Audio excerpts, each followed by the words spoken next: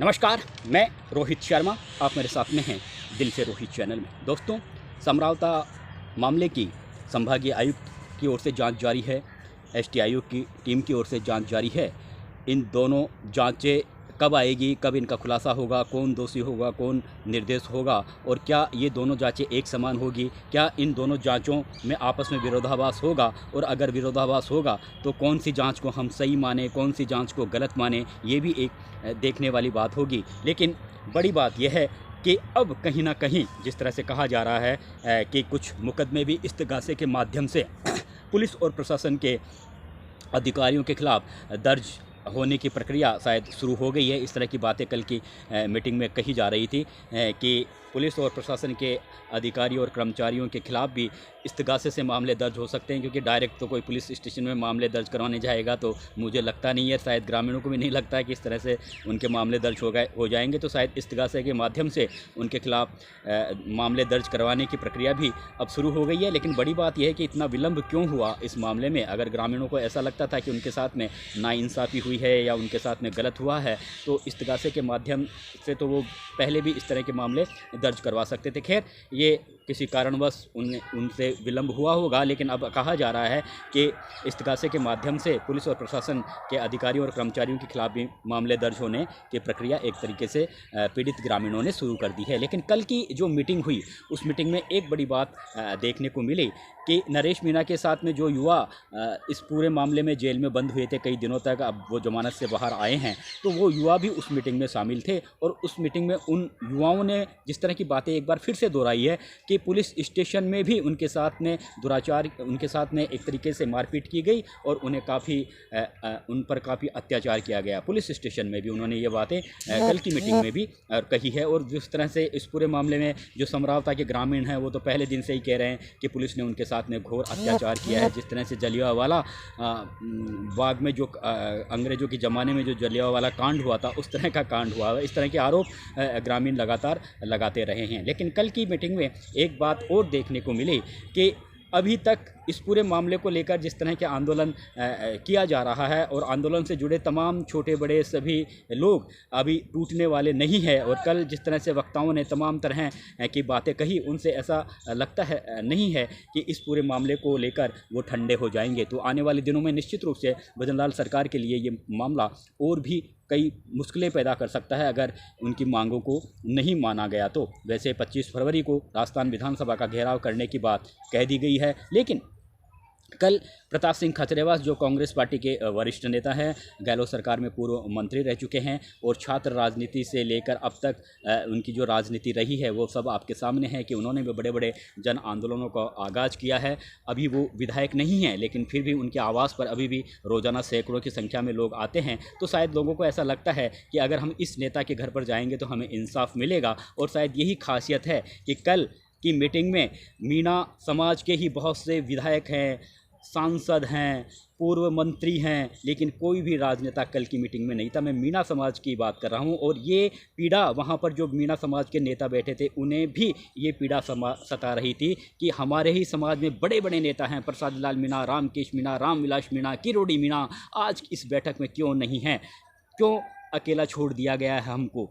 अब उन्होंने कहा है कि अगर ऐसे नेता जो हमारे साथ में खड़े नहीं रहते हैं दुख की घड़ी में, तो अब समय आ गया है कि जब ये नेता हमारे गांव में जाए वोट मांगने तो इनका बहिष्कार करो। अगर वोट नहीं मांगने नहीं भी जाए और गांव में घुसे तो इनको गांव में नहीं घुसने दो। इस तरह की बातें कल की मीटिंग में कही गई है। लेकिन कल जो प्रताप सिंह खाचरियावास ने एक बात कही, उस बात में कहीं ना कहीं जो दम जरूर है। और प्रताप सिंह खाचरियावास ने जो कल बातें कही वो ग्रामीणों के बयानों के आधार पर ही कही और वो खुद भी वहाँ पर जाकर आए थे समरावता गांव में। तो उन्होंने कहा कि अगर कोई आत्मरक्षा के लिए खुद का बचाव तो वो ज़रूर करेगा, अगर कोई मुझे गोली मारेगा तो मैं भी उसके गोली मारूंगा, क्योंकि आत्मरक्षा करने का अधिकार सबको है। लेकिन समरावता के मामले में जो कुछ देखने को मिला उसमें पुलिस की ओर से अभी तक कुछ ऐसा कोई बड़ा हथियार, कोई तलवार, पिस्तौल, पिस्टन, AK-47 ऐसा कोई बड़ा हथियार दिखाया गया नहीं है कि ग्रामीणों से हमने ये बरामद किया है। तो फिर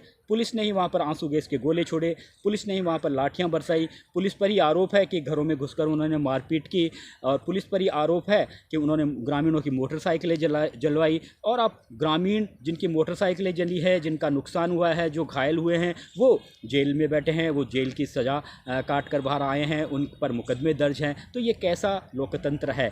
भारत का संविधान भी इस तरह की घटनाओं को बिल्कुल भी स्वीकार नहीं करता। और भारत एक लोकतांत्रिक व्यवस्था वाला देश है, और अगर लोकतांत्रिक व्यवस्था वाले देश में इस तरह की घटनाएं होती है और इंसाफ के लिए एक जो खुले में कोई अत्याचार हो और उसमें पीड़ितों को लिए अपने न्याय के लिए इस तरह से गुहार लगाना पड़े, इस तरह से एक चुनी हुई सरकार से इंसाफ मांगना पड़े, तो ये तो कहीं ना कहीं ग्रामीणों के खिलाफ ज़्यादती ही मानी जाएगी। प्रताप सिंह ने ये भी कहा कि कोई मुझे अगर गोली मारेगा तो मैं तो उसके गोली मारूंगा।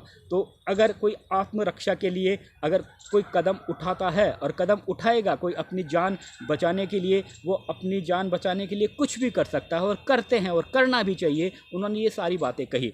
तो उनका ये कहना था कि पुलिस का इस मामले में जो रवैया देखने को मिला है, जिस तरह की आरोप ग्रामीण लगा रहे हैं, और अब अगर उस मामले में अगर न्यायिक जांच की मांग उठा रहे हैं, तो फिर इसमें दिक्कत क्या है? अगर न्यायिक जांच में अगर ग्रामीण दोषी पाए जाते हैं तो वो निश्चित रूप से उनके खिलाफ मुकदमे दर्ज कीजिए और जो सज़ा का प्रावधान होता है वो सज़ा भुगतेंगे। लेकिन उन्होंने कुछ किया भी नहीं, उन्होंने कोई गुनाह भी नहीं किया, उसके बावजूद उनके खिलाफ में दमनात्मक कार्रवाई की गई। वो एक लोकतांत्रिक व्यवस्था में उसे ठीक नहीं कहा जा सकता। और फिर इस पूरे मामले में सरकार चुप रहे, सरकार का कोई एक्शन ना हो, लोग अब जो पीड़ित है वो न्याय के लिए दर दर भटकते रहें। और फिर सबसे बड़ी बात यह है कि प्रताप सिंह ने यह भी कहा कि अब हमें ये पूछना होगा डॉक्टर किरोड़ीलाल मीणा से, जवाहर सिंह मैडम से, कि समरावता कांड के अगले दिन वहाँ क्या करने गए थे? वहाँ आपने उस समय ये क्यों कहा कि यहाँ पर एक पक्षीय कार्रवाई हुई है? वहाँ उस समय आपने ये क्यों कहा, वहाँ का मंजर देखने के बाद भी, कि कहीं ना कहीं यहाँ पर पुलिस और प्रशासन की भी लापरवाही है? और फिर आपने वहाँ ये क्यों कहा कि न्यायिक जाँच होनी चाहिए, जब आपने खुद कहा, आप सरकार के कैबिनेट मंत्री थे, और अगर कोई कैबिनेट मंत्री कहीं जाता है, कोई घोषणा करता है, तो एक तरीके से सरकार की घोषणा होती है। फिर आप इस पूरे मामले पर अब चुप क्यों हैं? तो ये हमें किरोड़ीलाल मीणा से भी पूछना चाहिए। और कल की मीटिंग के तुरंत बाद वहाँ पर जो बहुत से जो लोग थे वो तुरंत किरोड़ीलाल मीणा के आवास पर भी पहुँच गए थे, वहाँ पर उन्होंने धरना भी दिया था। वैसे 25 फरवरी से पहले वहाँ कोशिश की जा रही है कि 11 लोगों की एक कमेटी बनाई जा रही है, और वो कमेटी सरकार से जाकर मिलेगी, बातचीत करेगी, अपनी मांगें रखेगी, उन्हें सबूत, तथ्यात्मक सबूत एक बार फिर से उनके सामने प्रस्तुत किए जाएंगे। उन्हें बताया जाएगा कि इस पूरे मामले में ग्रामीण बेकसूर हैं, नरेश मीणा ने जो गुनाह किया है उसको आप अलग रखिए। नरेश मीणा का मामला अलग है, नरेश मीणा की जो जमानत होगी उसका विषय हाई कोर्ट से जुड़ा हुआ है। लेकिन इसमें ग्रामीणों का क्या दोष है? अगर ग्रामीणों ने इसमें क्या गुनाह किया है? ग्रामीणों ने ऐसा कोई गुनाह नहीं किया, लेकिन इसके बावजूद भी झूठे मुकदमे दर्ज किए गए, उनकी जान माल को नुकसान पहुंचाया गया। तो ये तो कहीं ना कहीं सरकार को इस पूरे मामले में सख्ती से कार्रवाई करनी चाहिए, और जो दोषी पुलिस और प्रशासन के अधिकारी हैं उनके खिलाफ कड़ी कार्रवाई करनी चाहिए। ये सारी मांगे हैं, और अगर ये मांगे नहीं मानेंगे तो फिर 25 फरवरी को जिस तरह से विधानसभा का घेराव करने की बात उन्होंने कही है। अब देखने वाली बात ये होगी कि अभी 1 महीने का समय बाकी है। अब इस 1 महीने के समय में मुख्यमंत्री भजनलाल शर्मा का दिल पिघलता है या नहीं पिघलता है। लेकिन इस बीच डॉक्टर किरोड़ीलाल मीणा की परेशानियां कुछ ज़्यादा बढ़ गई हैं, क्योंकि डॉक्टर किरोड़ीलाल मीणा को लेकर कल की मीटिंग में भी सभी वक्ताओं ने एक स्वर में कहा था कि डॉक्टर किरोड़ीलाल मीणा इस समय चुप क्यों बैठे हैं? वो तो लगातार बड़े बड़े जन आंदोलनों का उन्होंने आगाज़ किया है, हमेशा जनता की आवाज़ बने हैं, वो इस मामले में चुप क्यों हैं? तो समरावता के ग्रामीणों को भी ये बात चुभ रही है। लेकिन सबसे बड़ी बात यह है कि वहाँ पर मीणा समाज के जो युवा बैठे थे, जो नेता बैठे थे वहाँ पर, उनका ये कहना था कि मीणा समाज में तो एक से एक बड़े से बड़े नेता हैं, चाहे वो प्रसादी लाल मीणा हो, चाहे रामकेश मीणा हो, चाहे रमेश मीणा हो, चाहे रामविलास मीणा हो, चाहे जगमोहन मीणा हो, चाहे डॉक्टर किरोड़ीलाल मीणा हो, वो इस पूरे मामले में चुप क्यों बैठे हैं? उनको सामने आना चाहिए। दुख की घड़ी में जब मीणा समाज के साथ में और अन्य जाति और बिरादरी के लोग तो इस समय साथ जुटे हुए हैं, चाहे वो राजपूत समाज हो, चाहे करणी सेना हो, और जो जाति बिरादरी के लोगों का, युवाओं का समर्थन मिल रहा है।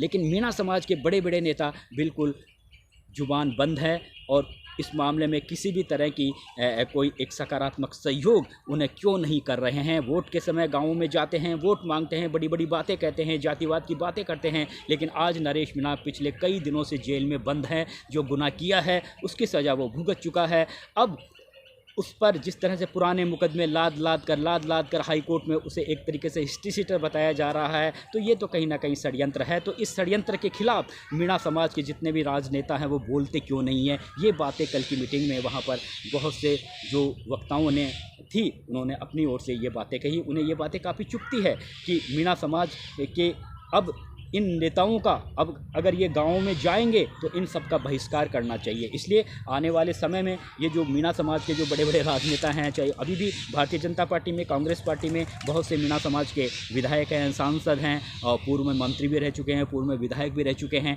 लेकिन सब ने अभी फ़िलहाल इस पूरे मामले में दूरियाँ बनाए हुए है और 2 महीने से ज़्यादा का समय बीत चुका है। इसलिए कहीं ना कहीं अभी भी नरेश मीणा को ऐसा ज़रूर लग रहा होगा कि कौन मेरे साथ है, कौन मेरा पराया है, कौन मेरा दोस्त है, कौन मेरा दुश्मन है। लेकिन सबसे बड़ी बात यह है कि हरीश मीणा टोंक सवाई माधोपुर से सांसद हैं, समरावता गांव उन्हीं के निर्वाचन क्षेत्र के अधीन आता है, लेकिन न जाने वो क्यों नहीं बोल रहे। देखिए, नरेश मीणा से अगर हरीश मीणा एक काफ़ी अच्छे पुलिस ऑफिसर रहे हैं, डीजीपी पद पर रहे हैं, समझदार व्यक्ति हैं और साफ़ सुथरी छवि के आईपीएस भी माने जाते थे। नरेश मीणा से उनका एक राजनीतिक टकराव है, आगे भी रहेगा, अभी भी था, पहले भी था, कोई बात नहीं। लेकिन समरावता गांव में जो कुछ हुआ वो उस मामले को लेकर वो चुप क्यों हैं। उन्हें खुद आगे बढ़कर ग्रामीणों की बातें सुननी चाहिए, खुद आगे बढ़कर उन्हें विश्वास में लेना चाहिए, लेकिन वो भी चुप हैं। मुरारलाल मीणा चुप हैं, तमाम तरह के जो मीणा समाज के जो बड़े बड़े नेता हैं वो पूरे चुप है। वो चुप इसलिए हैं कि कहीं ना कहीं नरेश मीणा से ये पूरा मामला जुड़ा हुआ है। नरेश मीणा ने, चाहे वो प्रमोद जैन भाया हो,